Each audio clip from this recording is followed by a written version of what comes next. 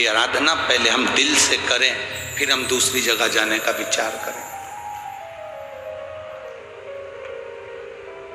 कई लोग ऐसे हैं जो आज तक शंकर भगवान को नहीं पहचाने, जिनकी बुद्धि में शिव तत्व नहीं आ पाए। एक पत्र आया है, देखिए।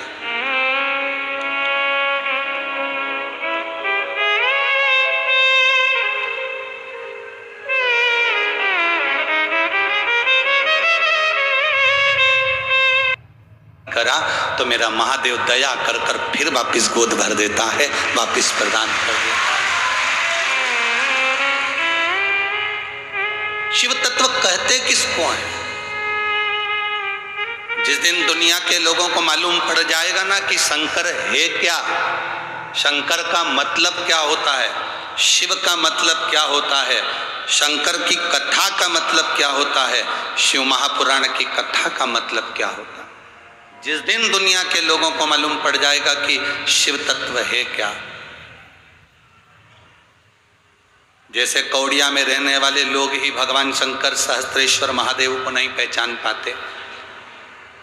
दूर दूर कहीं शंकर का मंदिर होगा, वहाँ चले जाएंगे, पर अपने गांव में अगर शंकर का शिवालय है, कौड़िया गांव में सहस्त्रेश्वर शिवलिंग विराजा हुआ है, तो उसकी आराधना और उस मंदिर की प्रसिद्धि इतनी बना दो कि दुनिया के लोग उस मंदिर में दर्शन करने के लिए आए।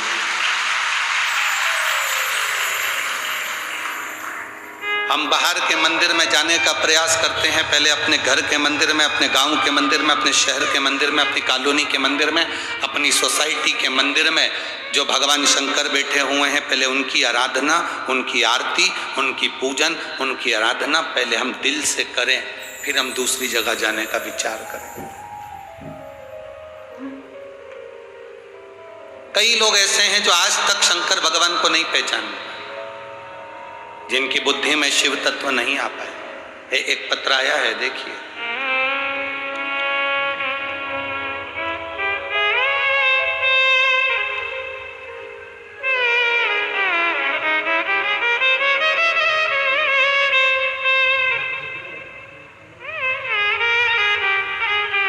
मेरा नाम मुक्ता साहू, पिता श्री अशोक कुमार साहू, ग्राम पोस्ट देवकर, तहसील सांझा, जिला बेमेतरा। कहीं बैठी हो तो हाथ हिला सकती हैं, कहीं बैठी हो तो हाथ हिला सकती हैं। मेरा नाम मुक्ता साहू, पिता श्री अशोक कुमार साहू, ग्राम पोस्ट देवकर, तहसील सांझा। साझा है कि साना है? सांझा, ठीक है। जिला बेमेतरा। बाबा, एक लोटे जल का मैं क्या वर्णन करूं गुरुदेव।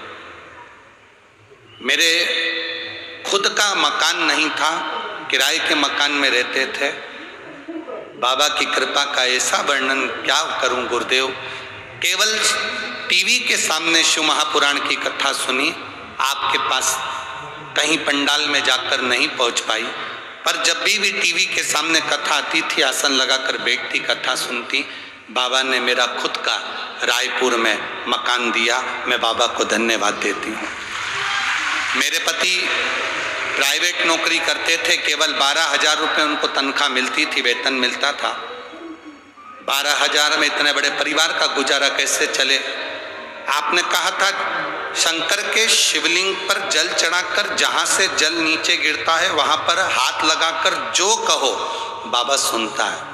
मैंने उसी स्थान पर हाथ लगाकर बाबा से कहा, बाबा मेरे पति प्राइवेट नौकरी करते हैं, उनकी तनख्वाह 12,000 रुपये मिलती है, गैस की टंकी हो गई, लाइट हो गया, भोजन हो गया, मेहमान पावने हो गए, कुछ भी नहीं बचता, आप कृपा करो।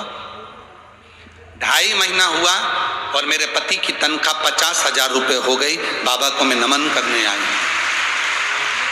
तीसरी बात आपसे कहना चाहती हूँ गुरुदेव, मैं सरकारी नौकरी के लिए 2016 से अप्लाई कर रही थी। अब 16, 17, 18, 19, 20, 21, 22, 23, 2016 से मैं अप्लाई कर रही थी, मेरी सरकारी नौकरी नहीं लगी। आखिरी में मैंने बाबा से कह दिया, बाबा मेरी नौकरी नहीं लग रही तो अब मैं एक भी फॉर्म नहीं भरूंगी। एक बार मंदिर में जब जल चढ़ाने के लिए गई, आपने ऑनलाइन शिव जी की अभिषेक करवाया, पूजन करवाया।